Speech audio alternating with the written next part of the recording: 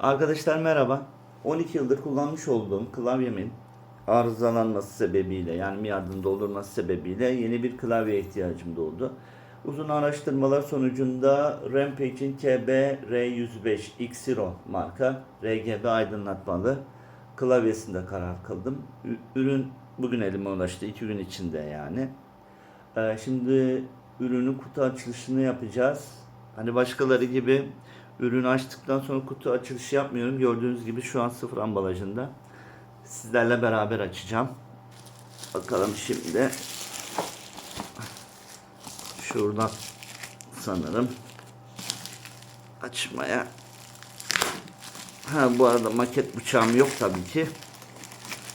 Evde normal bıçakla açıyoruz. Evet. Bakalım ambalajı iyi yapmışlar. Ambalajı fena değil. Şuradan da açalım. Şuradan da şunu açalım. Ambalajı zarar vermeden açmaya çalışıyorum. İlk defa bir kutu açılışı yaptığım için acemiliğime mazur görün. Evet, şimdi şurada bir bantı var. Evet. Hadi.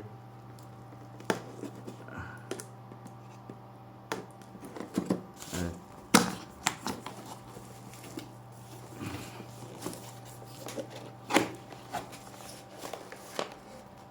Evet. Şöyle çekmede vermeden, zarar vermeden şimdi şu şekilde açıyoruz. Yan taraftan köpükleri çektik. Bakalım nasıl bir ürün. Biraz ağır da.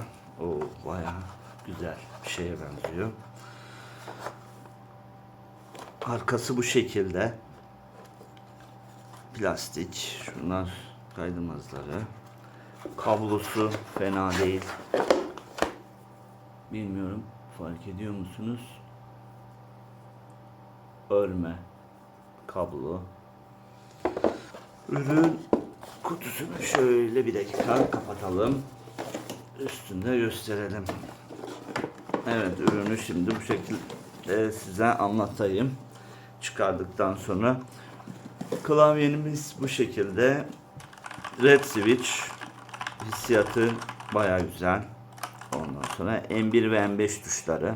Burada ses açıp kapama, video oynatma, ileri geri sarma, durdurma gibi multimedya tuşları bu şekilde. Bayağı güzel. Hissiyatı da iyi. Çok bir ses çıkartmıyor. Hani önceki kullanmış olduğum klavye çok sessizdi. Genelde yazı işlerinde kullandığım için. Şimdi bunun bir de bilgisayarda takalım. Ondan sonrasına devam edelim arkadaşlar. Evet arkadaşlar, kutu açılışında da gördüğünüz gibi kutu biraz deformeli geldi. Ama klavye sağlam. Orada bahsetmemiştim. Ambalajda herhangi bir hasar gözükmüyordu ama demek ki gelirken bir darbe yemiş. Sonra bu şekilde bir çökme falan olmuş ama içindeki klavyeye herhangi bir etkisi olmamış. Klavye sağlam gelmiş yani. Evet arkadaşlar, şimdi kutunun bir de arkasında Türkçe anlatım var. Burada ne olduğunu bakalım. Tüm tuşların anti gölgelendirme özelliğinden bahsediyor. Klavye tuşlarının minimum esneklik kuvveti olduğundan bahsediyor. 50 milyon tuş vuruşu ömrünün olduğundan bahsediyor. Full RGB renkler arka aydınlatmasının olduğundan bahsediyor. Klavyenin yan taraflarında da aydınlatma var yani herhalde. Herhalde değil, öyle yani. Çift enjeksiyon LED aydınlatmalı harflerden olduğunu bahsediyor. Multimedya işlevleri var. 1.75 örgülü fiber kablo. Başta göstermiştim. Boyutlardan bahsediyor. Ağırlık olarak da 1350 grammış. klavyemizin ağırlığı. Telefon tutacağını göstermiş buraya. Bu şekilde. Şimdi klavyemize bakalım. Görmüş olduğunuz gibi Rampage'in KBR105 klavyesini taktık. Şimdi bunun ne işe yaradığına beraber bakacağız. Şimdi bunlar multimedya tuşları. Buradan başlatıyoruz. Multimedya tuşlarıyla. Varsa ileri geri videoları ileri alıyoruz. Bununla durdurabiliyoruz. Sonracığıma şu gördüğünüz gibi ses açıp kısmaya yarıyor. Multimedya tuşunun ışıklandırması bu şekilde. Bu ışıklandırmaları ayarlayabiliyoruz. FN tuşuna basıp F9'a bastığımızda gördüğünüz gibi görüntüler sabit bir şekilde kalıyor. Her satır ayrı ayrı. Tekrar bastığımızda bu şekilde yılan gibi bir ışıklandırması oluyor. Her seferinde ayrı yani. Bu şekilde hepsi aynı, yavaş yavaş değişiyor. Sonra bu şekilde yanıp sönüp renk değiştiriyor her söndüğünde. Şimdilik biraz kolay gibi ama sonracığıma sadece kırmızı mesela yanıyor. Sanırım bunu da Page Up Page Down'la da neydi? Işığın az veya çok şiddetini artırabiliyoruz. Bir dakika, pardon. Daha sonra F9'a tekrar bastığımızda şu an mesela bir tuşa bastık, tamamı yanıp sönüyor. Buna basıyoruz, tamamı yanıp sönüyor. Bu şekilde. Tekrar bastık. Bu sefer sadece bastığımız tuş yanıyor. Bu şekilde, bu şekilde, bu şekilde falan filan. Sonra tekrar bastığımızda hangi tuşa basarsak o satır yanıyor. Gördüğünüz gibi. Bu şekilde.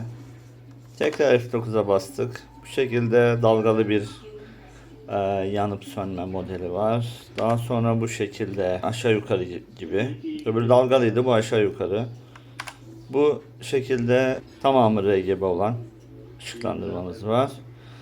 Burada da sanırım kayıyor mu? Evet, kayıyor. Renklendirmeler. İşte yeşil, mavi, mor, sarı, tekrar mor, şuradan mavi tekrar geliyor. Burada da farklı bir şekilde yanması var, ışıklandırma var. Burada her tuşun ayrı bir ışıklandırması var. Ama hepsi değişiyor yani. Ondan sonra yine bu şekilde. Tabii ben bunu kullanıyorum. Artı M1 tuşlarımız var. Oyun esnasında hangi tuşları kullanıyorsak onları ayarlayabiliyoruz gerçi. M2 tuşumuz bu. M3 tuşumuz bu. Lost Ark oynuyorum, orada bu tuşları kullanıyorum. M4 bu. M5'te bu şekilde. Bunları dilerseniz siz kendiniz ayarlayabiliyorsunuz. Mesela FN'ye basıp FN'ye basıp ESC diyoruz. Sonra tuş ataması yapıyoruz. Bunu atayıp tekrar yapabiliyoruz. Işıklarını söndürebiliyoruz. Kapatmak için de tekrar ESC'ye basıyoruz. Şurada telefon tutacağı var. Telefonu dik veya da yan bir şekilde buraya koyabiliyoruz. Bakayım. Yok, bu uymadı. Telefon, şu an telefonla çekim yaptığım için telefon koyamıyorum şu anda oraya. Bu da güzel bir aparat olmuş. Dilerseniz bir de akşam ışıklandırmasında yapalım. Evet arkadaşlar, şimdi klavyemizin aydınlatmasıyla ilgili ışıksız ortamda denemeler yapacağız. Ama öncesinde internet üzerinden klavyemizle ilgili bir yazılım var. Onu indireceğiz. Şimdi bu yazılımı indirmek için Google'dan gelmedi.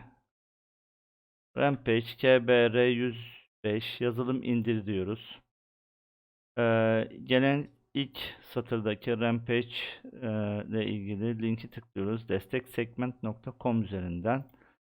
Buna tıkladığımızda görüyorsunuz klavyemizle ilgili sayfa geliyor. Burada makro programı veyahut da diğer ikinci bir seçenek var. Bunlardan birini indiriyoruz. Ben ilk seçeneği indirdim ve sonrasında programı bilgisayarıma kurdum. Bilgisayara programı kurduktan sonra ben Patch X0 bunu gördüğünüz gibi açıyoruz. Ben başa alayım bunu. Tamam. Şimdi birinci seçenekteyiz. Birinci seçenekte şu ışık sekmesine tıkladığımızda neon akışı geliyor. Bu klavyede de görüyorsunuz sağdan sola doğru gidiyor. Şimdi bunu soldan sağa doğru yönlendirebiliyoruz. Daha sonra buradan ilk seçenekten gökkuşağı seçiyoruz. Gördüğünüz gibi renkler değişiyor. Bunun buradan renk değişiminin hızını ayarlayabiliyoruz. 1 ve 5 daha hızlı gidip geçiyor. Parlaklık ayarlanabiliyor buradan. Şu an gördüğünüz gibi hiç ışık yok. %100 yaptığımızda en parlak hali. Şu an bunu tanıtım yaptığım için şu an %100 olması gerekiyor. İkinci seçenek soluk almak diye bir seçenek. Burada gördüğünüz gibi ışıklar yanıp sönüyor. Her yanıp söndüğünde farklı renkler geliyor. Bunu istersek renkleri bu şekilde buradan mesela sadece sarı olarak olmasını sağlayabiliriz. Veyahut da mavi olarak yapabiliriz. Ama bunu orta olanı seçersek her yanıp söndüğünde farklı bir renk gelecektir. Orayı da gördükten sonra düzeltilmiş. Burada kendimiz bir renk seçip devamlı o rengin kalmasını sağlayabiliriz. Veyahut da random olarak bunu seçeriz. Veya parlayan dalgalar diyor. Bu nasıl? Mesela bir tuşa bastık. Gördüğünüz gibi bastığım an oradan bu şekilde geliyor. Sonra bu şekilde gördüğünüz gibi görüyor musunuz? Veya bu şekilde gördüğünüz gibi. Sonra bu şekilde dalgalanmalar oluyor gördüğünüz gibi. Burası da bu şekilde. Sonra reaksiyon diyor. Reaksiyon dediğinde biz hangi tuşa basarsak o tuşun ışığı yanıyor. Gördüğünüz gibi hangi tuşa basıyorsam o tuşla ilgili ışıklar yanıyor. Burada daha sonra yağmur damlaları var. Örneğin bu tuşa bastım. Bu hizadaki tüm tuşlar yanıyor. Bu şekilde gördüğünüz gibi.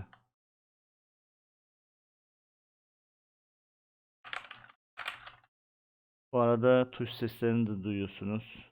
Biraz sert, biraz fazla çıkartıyor sesi.